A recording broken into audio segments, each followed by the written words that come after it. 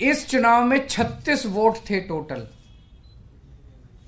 BJP के, कांग्रेस के, आम आदमी पार्टी के, अकाली दल के 35 काउंसलर और एक मेंबर ऑफ पार्लियामेंट, 36 वोट थे। उन 36 वोट्स की काउंटिंग में बीजेपी वालों ने 8 वोट चोरी कर लिए। 25% वोट चोरी कर लिए 36 के अंदर। सोचो, अभी कुछ दिन के बाद देश का बड़ा चुनाव होने वाला है, उसमें 90 करोड़ वोट हैं। अगर ये 36 वोट में से 25% वोट चोरी कर सकते हैं, 90 करोड़ वोटों में ये कितने वोटों की चोरी करेंगे? सोच के भी रूह कांप उठती है, रोंगटे खड़े हो जाते हैं।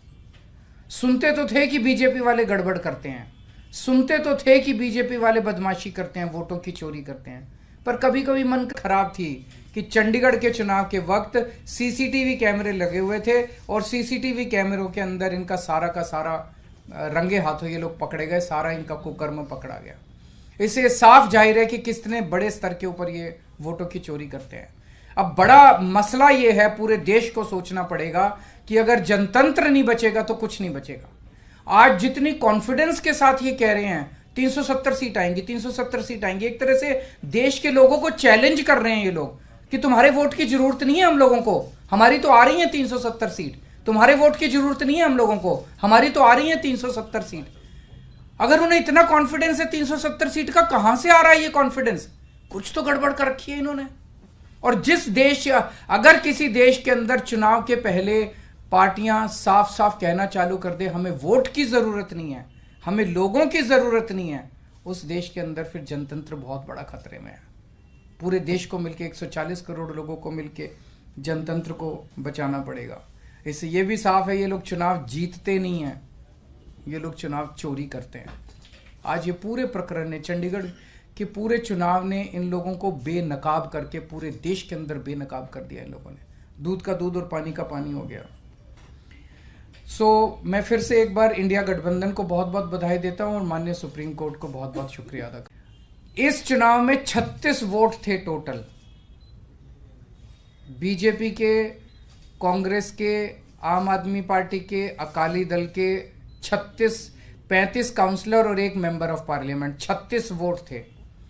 उन 36 वोट्स की काउंटिंग में बीजेपी वालों ने 8 वोट चोरी कर लिए। 25% वोट चोरी कर लिए 36 के अंदर। सोचो, अभी कुछ दिन के बाद देश का बड़ा चुनाव होने वाला है, उसमें 90 करोड़ वोट हैं। अगर ये 36 वोट में से 25% वोट चोरी कर सकते हैं, 90 करोड़ वोटों में ये कितने वोटों की चोरी करेंगे? सोच के भी रूह कांप उठती है, रोंगटे खड़े हो जाते हैं।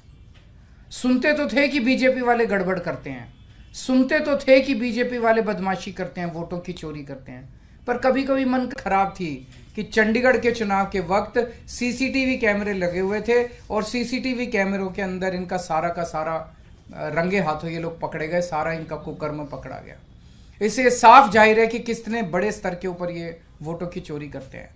अब बड़ा मसला ये है, पूरे देश को सोचना पड़ेगा कि अगर जनतंत्र नहीं बचेगा तो कुछ नहीं बचेगा। आज जितनी कॉन्फिडेंस के साथ ये कह रहे हैं 370 सीट आएंगी, 370 सीट आएंगी, एक तरह से देश के लोगों को चैलेंज कर रहे हैं ये लोग कि तुम्हारे वोट की जरूरत नहीं है हम लोगों को, हमारी तो आ रही है 370 सीट। तुम्हारे वोट की जरूरत नहीं है हम लोगों को, हमारी तो आ रही है 370 सीट।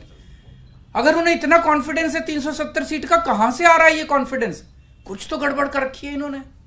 और जिस देश, अगर किसी देश के अंदर चुनाव के पहले पार्टियां साफ साफ कहना चालू कर दे हमें वोट की जरूरत नहीं है, हमें लोगों की जरूरत नहीं है, उस देश के अंदर फिर जनतंत्र बहुत बड़ा खतरे में है। पूरे देश को मिलके 140 करोड़ लोगों को मिलके जनतंत्र को बचाना पड़ेगा। इससे ये भी साफ है ये लोग चुनाव जीतते नहीं हैं, ये लोग चुनाव चोरी करते हैं। आज ये पूरे प्रकरण ने, चंडीगढ़ के पूरे चुनाव ने इन लोगों को बेनकाब करके पूरे देश के अंदर बेनकाब कर दिया इन लोगों ने। दूध का दूध और पानी का पानी हो गया। मैं फिर से एक बार इंडिया गठबंधन को बहुत बहुत बधाई देता हूं और माननीय सुप्रीम कोर्ट को बहुत बहुत शुक्रिया अदा करता हूं।